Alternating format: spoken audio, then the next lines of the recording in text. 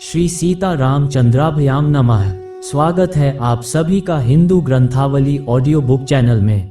8वां सर्ग, राजा का पुत्र के लिए अश्वमेध यज्ञ करने का प्रस्ताव और मंत्रियों तथा ब्राह्मणों द्वारा उनका अनुमोदन।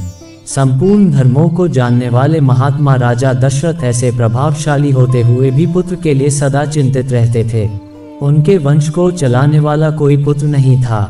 उसके लिए चिंता करते करते एक दिन उन महामनस्वी नरेश के मन में यह विचार हुआ कि मैं पुत्र प्राप्ति के लिए अश्वमेध यज्ञ का अनुष्ठान क्यों न करूं।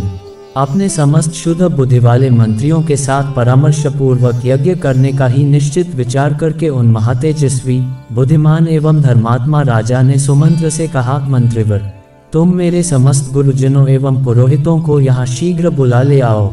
तब शीघ्रतापूर्वक पराक्रम प्रकट करने वाले सुमंत्र तुरंत जाकर उन समस्त वेद विद्या के पारंगत मुनियों को वहां बुला लाए।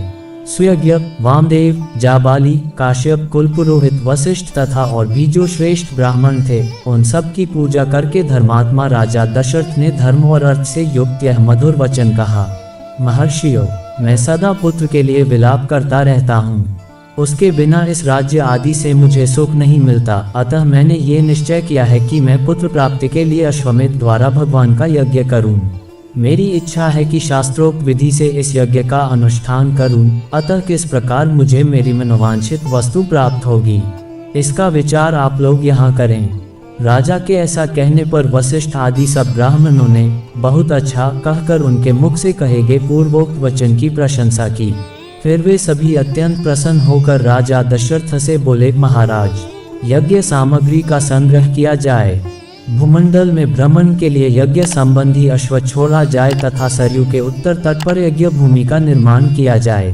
तुम यज्ञ द्वारा सर्वथा अपनी इच्छा के अनुरूप पुत्र प्राप्त कर लोगे, क्योंकि पुत्र के लिए तुम्हारे हृदय में ऐसी धार्मिक बुद्धि का उदय हुआ है। ब्राह्मणों का ये कथन सुनकर राजा बहुत संतुष्ट हुए। हर्ष से उनके नेत्र चंचल हो उठे। वे अपने मंत्रियों से बोले, गुरुजनों की आज्ञा के अनुसार यज्ञ की सामग्री यहाँ एकत्र की जाए। शक्तिशाली वीरों के संरक्षण में उपाध्याय सहित अश्व को छोड़ा जाए। सरयू के उत्तर तट पर यज्ञ भूमि का निर्माण हो। शास्त्रोक्त विधि के अनुसार क्रमशः शांति कर्म का विस्तार किया जाए, जिससे विघ्नों का निवारण हो। यदि इस श्रेष्ठ यज्ञ में कष्टप्रद अपराध बन जाने का भय न हो तो सभी राजा इसका संपादन कर सकते हैं, परंतु ऐसा होना कठिन है, क्योंकि विद्वान ब्रह्मराक्षस यज्ञ में विघ्न डालने के लिए छिद्र ढूंढा करते हैं। विधिहीन यज्ञ का अनुष्ठान करने वाला यजमान तत्काल नष्ट हो जाता है। अतः मेरा यह यज्ञ जिस तरह विधिपूर्वक संपन्न हो सके वैसा उपाय किया जाए। तुम सब लोग ऐसे साधन प्रस्तुत करने में समर्थ हो।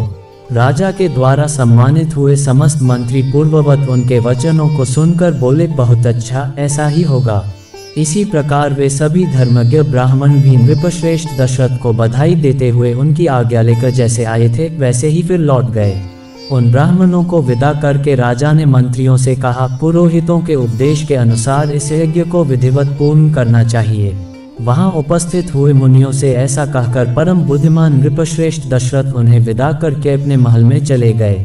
वहां जाकर नरेश ने अपनी प्यारी पत्नियों से कहा, देवियों, दीक्षा ग्रहण करो, मैं पुत्र के लिए यज्ञ करूंगा। उस मनोहर वचन से उन सुंदर कांति वाली रानियों के मुख कमल वसंत ऋतु में विकसित होने वाले पंचों के समान खिल उठे और अत्यंत शोभा पाने लगे। इस प्रकार श्री वाल्मीकि निर्मित आर्ष रामायण आदि काव्य के बालकांड में 8वां सर्ग पूरा हुआ। 8।